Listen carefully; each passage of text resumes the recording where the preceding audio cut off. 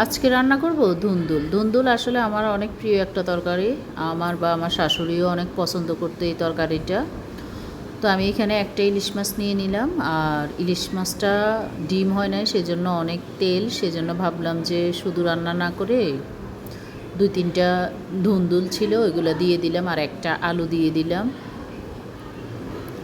এই তো মাছগুলো উঠিয়ে নেওয়ার পরে আমি ধুন্দুল আর আলুটা দিয়ে একটু কষানোর পরে মাছটা দিয়ে দিলাম। বিশ্বাস করেন, ডিম ছাড়া মাছের স্বাদ অন্যরকম।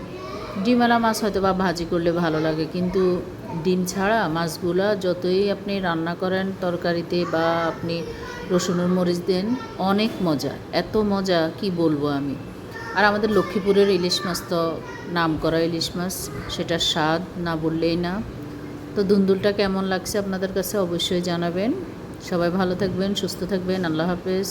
আসসালামু আলাইকুম।